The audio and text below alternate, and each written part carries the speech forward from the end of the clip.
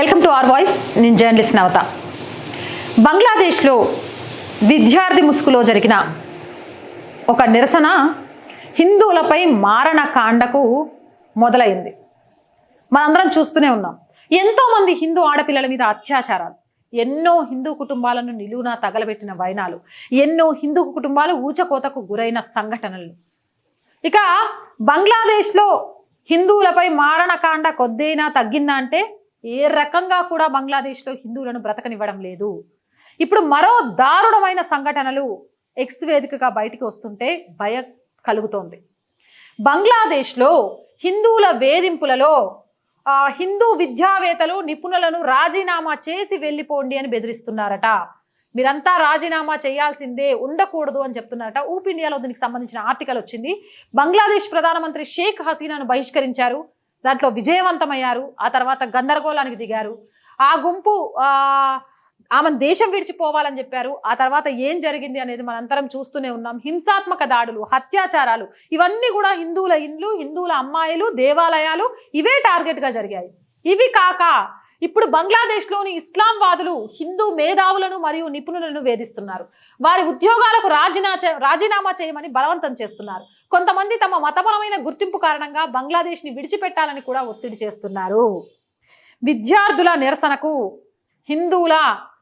హిందూ మేధావుల రాజీనామాకు సంబంధం ఏంటి? బంగ్లాదేశ్లో నిజంగా విద్యార్థి ముసుగులో జరిగింది ఏంటి? 20% హిందూ జనాభా ఈరోజు 2% ఎందుకు పడిపోయింది? పడిపోయిన హిందూ జనాభాని కూడా ఊచకోత కోస్తూ దేశం వదిలి పారిపోయేలాగా ఎందుకు చేస్తున్నారు? ప్రపంచంలోని 57 ఇస్లామిక్ దేశాలు సరిపోలేదా? ఎక్కడైతే హిందువుల సంఖ్య తగ్గుతూ ఒక వర్గం సంఖ్య పెరుగుతూ ఉంటుందో ఆ వర్గం తమ ఆధిపత్యానికి, ఆ దేశాన్ని తమ కబంధ హస్తాల్లో చిక్కించుకోవడానికి ఏదైనా చేస్తారా అని చెప్పడానికి బంగ్లాదేశ్ ఉదాంతం మన కళ్ళకు కట్టొచ్చినట్టుగా కనిపిస్తోంది. ఆగస్టు 20న ఇస్కాన్ వైస్ ప్రెసిడెంట్ మరియు ప్రతినిధి రాధా రామన్ దాస్ బంగ్లాదేశ్లోని ఇస్లామిస్టుల ఈ క్రమబద్ధమైన లక్ష్యానికి గౌతమ్ చంద్రపాల్ అనే హిందూ ఉపాధ్యాయుడు ఎలా బాధితుడయ్యాలో తెలియజేస్తూ ఎక్స్లో పోస్ట్ చేశారు. అజింపూర్ ప్రభుత్వ కళాశాలలో రసాయన శాస్త్రాన్ని బోధించిన గౌతమ్ చంద్రపాల్ ఉత్తమ రసాయన శాస్త్ర ఉపాధ్యాయునిగా గుర్తింపు పొందారు. అతను ఇప్పుడు కాలేజీలో ముస్లిం విద్యార్థులచే బలవంతంగా రాజీనామా చేయవలసి వచ్చింది. ముస్లిం విద్యార్థులు ఆయనతోటి బలవంతంగా రాజీనామా చేయించారు. పట్టే సీన్. అసలు చదువు నేర్పే గురువులో కూడా మతాన్ని చూస్తాను రేంద్ర. అసలు దేశానికి మన భవిష్యత్తుకి మనం డాక్టర్లం అవుతాం, ఇంజనీర్లం అవుతాం, నాలాగా జర్నలిస్టులం అవుతాం, రాజకీయ నాయకులం అవుతాం, ఎదిగిపోతూనే ఉంటాం అంచెలంచెలుగా. కానీ ఆ బోర్డు దగ్గర నిలబడి మనలాంటి వందల మందిని తయారు చేయడానికి శ్రమించే ఉపాధ్యాయులలో కూడా మతాన్ని చూస్తున్నారు అంటే ఈ మత ఛాందస్సవాదులను ఏం చేయాలి? అది పిల్లలు మళ్ళీ అంటే చిన్నతనంలో నుంచే మత ఛాందస్సవాదం, మన మతం కాని వాళ్ళంతా కాఫీర్లు అనేది ఎలా వాళ్ళ మెదల్లోకి చొచ్చిస్తున్నారు అనేది చాలా క్లియర్గా అర్థమవుతుంది. ఇక ఆగస్టు 19న సోనాలి రాణిదాస్ అనే హిందూ మహిళ బలవంతంగా రాజీనామా చేయించింది. ఆమె ఢాకాలోని హులీ రెడ్ క్రెసెంట్ నర్సింగ్ కాలేజీలో అసిస్టెంట్ ప్రొఫెసర్. ఇగో బలవంతంగా రాజీనామా చేయించేస్తోంది. వారెవ్వా. ఆగస్టు 19న ఊప్ ఇండియా బంగ్లాదేశ్కి చెందిన ఒక హిందూ అనే మహిళా టీచర్తో మాట్లాడింది. ఆమె తన ముస్లిం విద్యార్థులు తనను ఎలా శారీరకంగా లాక్కెళ్లి తన పదవికి రాజీనామా చేయమని బలవంతం చేశారనే తన బాధాకరమైన కథను వివరించినప్పుడు ఆమె ఓదార్చలేనంతగా ఏడ్చింది. నా విద్యార్థులు దీన్ని చేశారు. నేను చాలామంది విద్యార్థులకు నేర్పించాను. చాలామంది ఇప్పటికీ టచ్లో ఉన్నారు. నా విద్యార్థులు నాపై దాడి చేశారంటే నమ్మలేకపోతున్నారు. వామ్మరు మమ్మల్ని బతకనివ్వరు. 55 ఏళ్ళ ఆమె తన ప్రాణాలను కాపాడుకోవడానికి తన కార్యాలయ కిటికీ నుంచి దూకి ఎలా వచ్చింది అనేది గుర్తు చేసుకుంటూ ఏడ్చింది. ఆమె పెంచిన అదే విద్యార్థులు ఆమెను కాపీర్ మరియు మలోన్ అని పిలిచి దుర్మార్గంగా ప్రవర్తించారు అని ఆమె వివరించింది. ఒక టీచర్ని చదువు నేర్పి 55 సంవత్సరాల వయసున్న ఒక మహిళని కిటికీలో నుంచి పారిపోయేలాగా చేశారు. కారణం ఏంటో తెలుసా? ఆమె కాపీర్ అంటే ఆమె హిందూ. మా మతం కానోడు ఎవడైనా మాకు కాఫీరే. మాకు చదువు నేర్పని, మేము జీవితంలో ఎదగడానికి కారణం అవని, మేము బతకడానికి కారణం అవని, మాకు బ్రతుకు తెరువు చూపించని, మా మతం కాకపోతే కాఫీర్. 55 ఏళ్ళ ఒక మహిళా ఉపాధ్యాయురాలు తనని శారీరకంగా హింసకు గురి చేస్తూ ఎలా లాక్కెళ్ళారు అనేది చెప్తుంటే తలుచుకుంటుంటే ఇలా అయిపోతోంది ప్రాణం. ఎవడు నేర్పిన సంస్కృతి?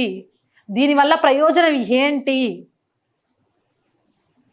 అక్కడ గుర్తుపెట్టుకోవాల్సిన ఒక విషయం ఏంటంటే, హిందువులు మైనారిటీలను మనం పగ వెళ్ళగక్కేస్తే మన రాజ్యం అయిపోతుంది అని కాదు. మీ రాజ్యం అయినాక మీరు కొట్టుకొని వస్తారు. పాకిస్తాన్ అందుకు ఉదాహరణ. ఇలాంటి చాలా ఉన్నాయి. ఏంటి చివరికి మిగిలేది ఏంటి? మీరు సాధించేది ఏంటి? ఈరోజు మీరు ఆ స్థితిలో ఉన్నారు అంటే కారణం ఏంటి? అలాంటి టీచర్ల మీద జులుమా? గురు బ్రహ్మ గురు విష్ణు గురుదేవో మహేశ్వర గురు సాక్షాత్ పరబ్రహ్మ తస్మై శ్రీ గురవే నమః ఇలా గొప్పగా చెప్పగలిగేది సనాతన ధర్మం మాత్రమే. ఆ సనాతన ధర్మాన్ని పిల్లలకు నేర్పించకపోతే ఉపాధ్యాయుల పరిస్థితి ఎలా మారుతుంది అనేది బంగ్లాదేశ్లో కనిపిస్తోంది. టీచర్లు సెక్యులర్లుగా మారిపోతే ఏదో ఒకరోజు అవి వాళ్ళ ప్రమాదానికి ఉనికికి కూడా కారణమవుతాయి.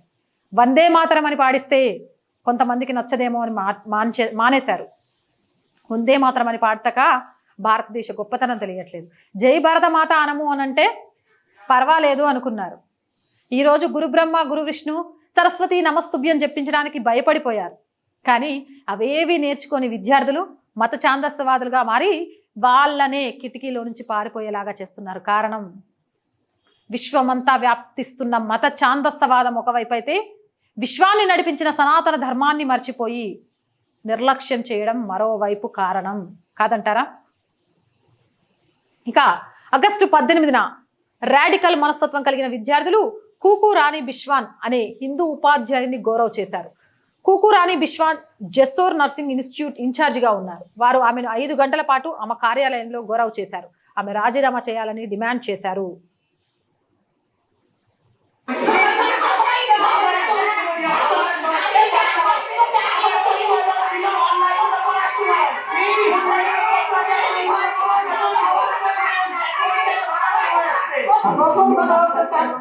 আমাদের ওই স্টেটমেন্ট কাটা ওরা 10 দিন আমাদের কারিকুলামে লেখা আছে 28 দিন আমরা যদি ক্লাস অফ করি আমাদের ফরম্যাটিং অ্যাসেসমেন্ট আছে সেখানে আমাদের মার্ক হবে কিন্তু আমাদের শাস্তির ব্যবস্থা হবে কিন্তু ডিএনএমসি ডিজিএনএম দেবে যেখানে আমাদের মূল দাবি সেখানে কোনো এখতিয়ার নেই কোনো প্রতিষ্ঠানে একটা টাকা একটা পয়সা কাটা তাহলে উনি এতদিন থেকে যদি স্যার আমাকে খাতাটা নিয়ে এসে দেখতে হবে প্রত্যেকটা স্টুডেন্টের সার্ভিস থেকে 15 টাকা 110 করে মার্ক চালিয়ে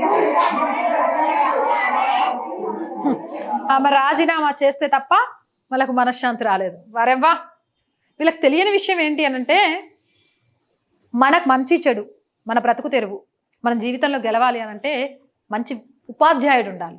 మంచి మత బోధకుడు కాదు, మతాన్ని బుర్రలోకి ఎక్కించేటోడు కాదు, మంచి విద్యను అందించేవాళ్ళు. అలాంటి వాళ్ళని వాళ్ళ చేతులతో వాళ్ళే తరిమి కొడుతున్నారు అంటే వాళ్ళ జీవితాలని వాళ్ళే అంధకారం చేసుకుంటారు. వాళ్ళకి అర్థం కావట్లేదు. అర్థమైన రోజు ఏముండదు. చేతులు గాళ్ళంక ఆకులు పట్టుకుంటే లాభం లేదు.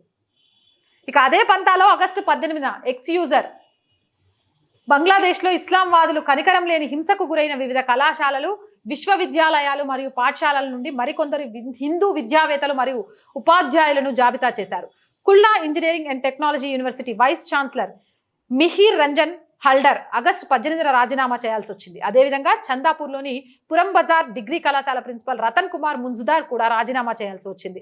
బంగ్లాదేశ్లోని దీనాజ్పూర్ జిల్లాలో ప్రిన్సిపల్ సుభేష్ చంద్రరాయ్ మరియు అతని కార్యాలయ ఉద్యోగి నిర్మల్ చంద్రరాయ్ రాజీనామా చేయాలని సేతబ్గంజ్ ప్రభుత్వ కళాశాల ముస్లిం విద్యార్థులు ఎలా డిమాండ్ చేస్తున్నారో కూడా ఎక్స్ వినియోగదారులు హైలైట్ చేశారు. ప్రముఖ గాయకుడు సుబీర్ నంది కుమార్తెను భారత్కు వెళ్లమని వేధించారు.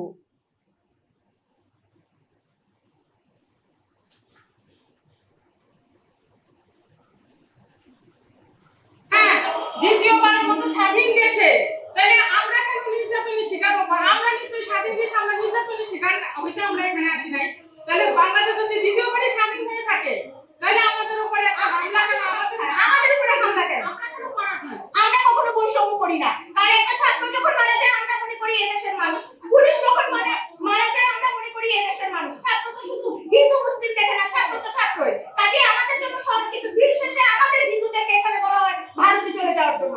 আমি যদি একটা জাতীয় ব্যক্তিত্বের মেয়ে যদি এই হুমকি পাই তাহলে সাধারণ মানুষ কি করে থাকবে?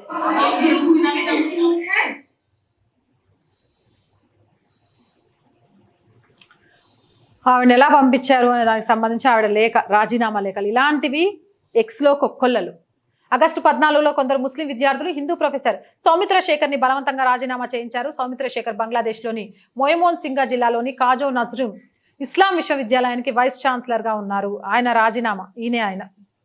ఇక మహమ్మద్ యూనస్ నేతృత్వంలోని బంగ్లాదేశ్ తాత్కాలిక ప్రభుత్వం 363 మున్సిపల్ మేయర్లు, 60 జిల్లా కౌన్సిల్లు అంటే జిల్లా పరిషత్ మరియు 493 ఉప జిల్లా చైర్మన్లను వారి సంబంధిత స్థానాల నుంచి ఎలా తొలగించారో ఎక్స్ వినియోగదారులు మరొక పోస్టు ద్వారా వెల్లడించారు. ఎందుకు తీసేస్తారు? వాళ్ళు బంగ్లాదేశ్ పౌరులు కాదా? అంటే బంగ్లాదేశ్ పౌరులైనా సరే హిందువులైతే ఇలానే ఉంటుందా? ఇక విద్యార్థుల నిరసనలోకి ఇస్లామిస్టులు ఎలా చొరబడారని, హిందూ ఇల్లు, వ్యాపారాలు, దేవాలయాలపై 205 దాడులు ఎలా చేశారన్నది గతంలోనే ఊపిండియా ప్రచురించిందట. ఏదేమైనా ఎంత ప్రమాదకరంగా మారుతుందో అర్థమవుతుంది.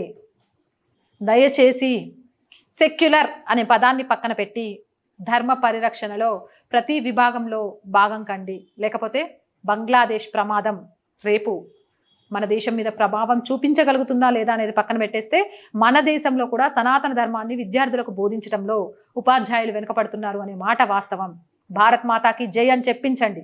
అది చెప్పలేని విద్యార్థి భారత పౌరుడే కాదు అనే విషయాన్ని గుర్తుపెట్టుకోండి. ఆ రకంగా చట్టాలు తీసుకురండి. వందే మాతరం, జనగణమన, భారతదేశం నా మాతృభూమి అనే ప్రతిజ్ఞ ప్రతి పాఠశాలలో తప్పనిసరి చేయండి.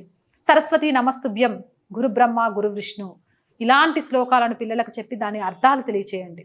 లేకపోతే ఈరోజు విద్యార్థులే రేపటి ఉపాధ్యాయుల పాలిట మారణాయుధాలుగా తయారైపోతారు. బంగ్లాదేశ్లో మత ఛాందసవాదం ఉపాధ్యాయులను పెట్టిస్తున్న కంటనీరు, అక్కడ హిందూ ఉద్యోగులను పెట్టిస్తున్న వేధింపులు చూస్తుంటే ఇక్కడున్న ఒక హిందూ అమ్మాయిగా ఆక్రోశం, ఆవేదన, బాధ తప్ప ఏం చేయలేకపోయే నిస్సహాయతలో కూడా ఉన్నాననిపిస్తోంది. నేను చేయగలిగింది ఒకటే, అలాంటి పరిస్థితులు ఇంకెక్కడా రాకుండా ఉండాలి అంటే సనాతన ధర్మ గొప్పతనాన్ని, జాతీయవాదాన్ని సంఘటితం చేయడం. నా వంతు ప్రయత్నం నేను చేస్తున్నాను. మీ వంతు ప్రయత్నం ఇక ఇప్పుడు మీరు చేయాల్సిన అవసరం ఉంది. సంఘటితం కండి.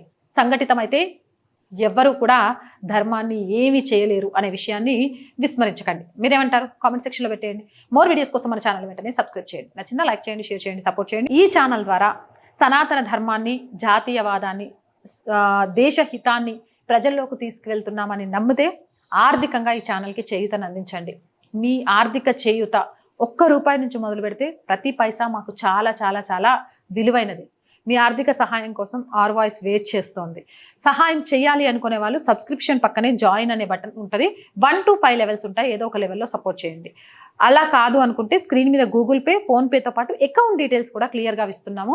సో అలా అయినా సహాయం చేయొచ్చు. ఎంతోమంది వ్యాపారవేత్తలు కూడా మన ఆర్ వాయిస్ ఛానల్ని చూస్తూ ఉండొచ్చు. మీ వ్యాపార ప్రకటనల ద్వారా ఛానల్కి ఆర్థిక చేయూతను అందిస్తూ మీ వ్యాపార రంగాన్ని కూడా విస్తరించుకోవచ్చు. దానికోసం 8328500576 నెంబర్కి సంప్రదించండి. సహాయం ఏదైనా కూడా సనాతన ధర్మాన్ని, దేశహితాన్ని, జాతీయవాదాన్ని ప్రజల్లోకి తీసుకువెళ్ళే మా లాంటి ఛానల్స్కి చాలా చాలా చాలా అవసరం. ఒక్కరిగా మొదలైన మేము ఇంత ముందుకు వెళ్ళగలుగుతున్నామంటే మీ ఆదరాభిమానాలే. కానీ ఆదరాభిమానాలతో పాటు కొంత స్టాఫ్ శాలరీసు, ఎక్విప్మెంటు, ఆఫీసు ఇలా ఉంటాయి. ప్రస్తుతం మన ఛానల్కి నా ఒక్కదాంతో బ్రేక్ ఈవెన్ అనేది సాధ్యం కావట్లేదు. మీ అందరూ సహాయం ఎప్పటి వరకు అంటే మన ఛానల్ బ్రేక్ ఈవెన్కి చేరుకునే వరకు తప్పకుండా చేస్తారని ఆశిస్తున్నాను. సో ఇందాకే డీటెయిల్స్ చెప్పాను. సహాయం చేయాలి అనుకునే వాళ్ళు, వ్యాపారవేత్తలు కూడా ఆలోచించండి. మీరు చేసే ప్రకటనల కోసం మీరు ఇచ్చేది చిన్న మొత్తమే కావచ్చు, మా ఛానల్కి పెద్ద ఉపయోగంతో పాటు ఖచ్చితంగా మీ వ్యాపారం వృద్ధి చెందడానికి కూడా మా ఛానల్ ఉపయోగపడుతుంది అనుకుంటున్నాం.